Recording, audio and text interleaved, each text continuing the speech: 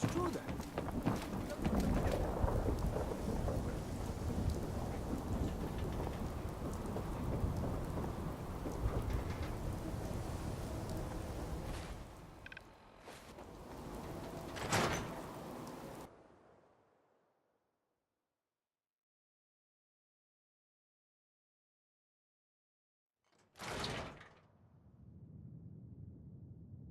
Come on, Nikki. I'm just asking for your opinion.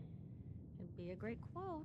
He's my client, Piper. Why don't you learn not to snoop on a man's private affairs? Well, well, speak of the devil. You're back. And not with your son. What happened? You were right, Nick. Kellogg did have my son. But that wasn't all. He was working with the Institute. He gave them Sean. The Institute?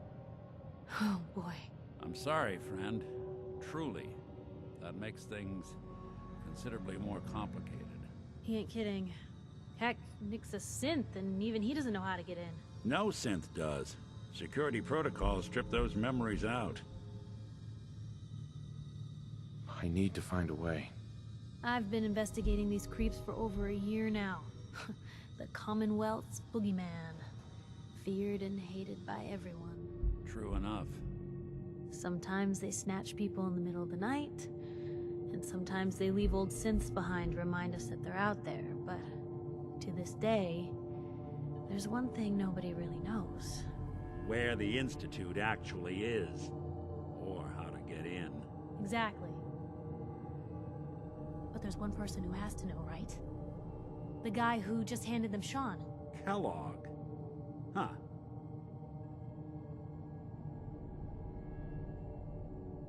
Man like that would have had access, in and out. Yeah, but I'm guessing he wasn't the surrender and talk type, was he? Bastard's in hell, where he belongs. So, a murderer and a kidnapper gets his brains blown out by an avenging parent. Huh. Be a great ending if we didn't still have the biggest mystery in the Commonwealth to solve.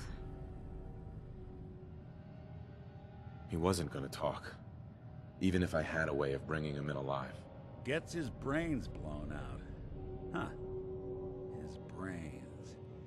You know, we may not need the man at all. You're talking crazy here, Nick. Got a fault in the old subroutines? Look, there's a place in Good Neighbor called the Memory Den. Relive the past moments in your mind as clear as the day they happened. If anyone could get a dead brain to sing, it'll be Dr. Amari, the mind behind the memories. I hope you're right, Nick. Let's see. I guess we're gonna need a piece of Kellogg's brain. Enough gray matter to bring to Amari and find out if this is going to work. Jesus, Nick. Gross. Seriously? I know it's grisly, but what choice do we have? We got no leads, nothing.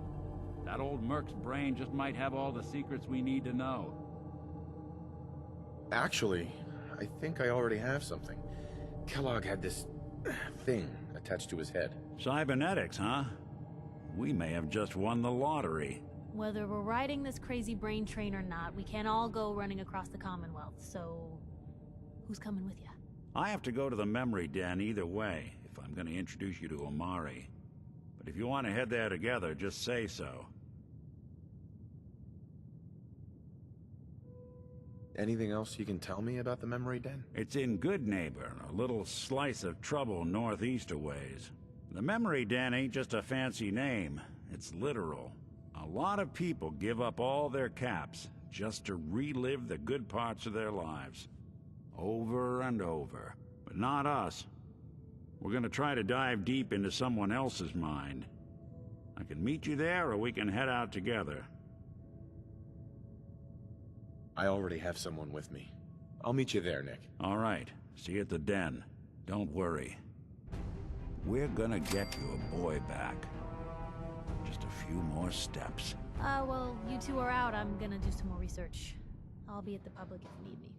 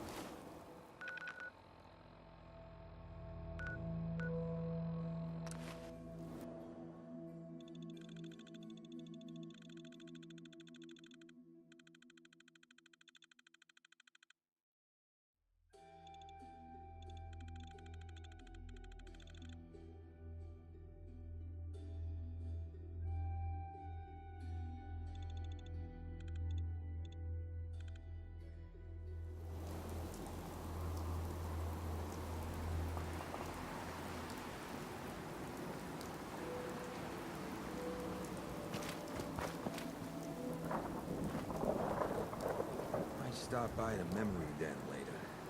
With this girl a few months ago. Man, don't ask questions, but better for everything. What?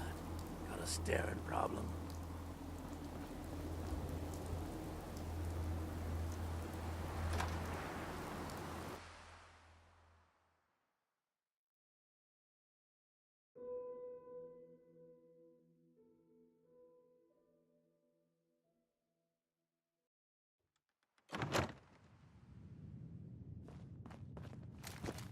Well, Mr. Valentine. I thought you had forgotten about Dr. Amari? Yes? I take it this isn't a social call. We need your help, Doctor. I need the memories from a man named Kellogg. But he's dead. I know it's asking for a miracle, Amari.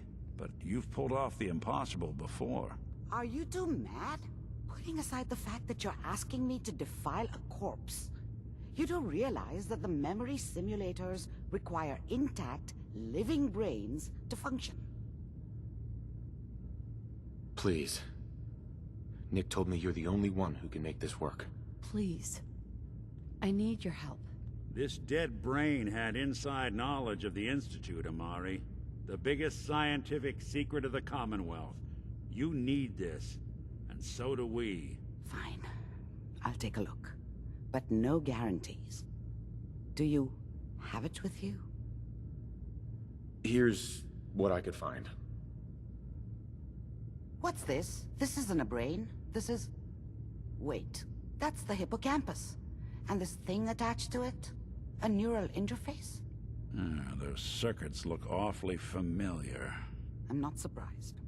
From what I've seen, all Institute technology has a similar architecture. Go on, Doctor. Mr. Valentine is an older generation synth. But Institute technology being what it is, the brain implant could fit him. But that's an incredible risk to take. We're talking about wiring something to his brain. Don't worry about me, Amari. I'm well past the warranty date anyway. I appreciate this, Nick. You can thank me when we've found your son. All right, let's do this. Whenever you're ready, Mr. Valentine. Just sit down. If I start cackling like an old grizzled mercenary, pull me out, okay? Let's see here. I need you to keep talking to me, Mr. Valentine. Any slight change in your cognitive functions could be dire. Are you feeling any different? There's a lot of flashes. Static. I can't make sense of any of it, Doc. That's what I was afraid of. The mnemonic impressions are encoded. It appears the Institute has one last failsafe. There's a lock on the memories in the implant. Tell me you have a way past this, Doc. Let me think. The encryption is too strong for a single mind. But what if we use two? We load both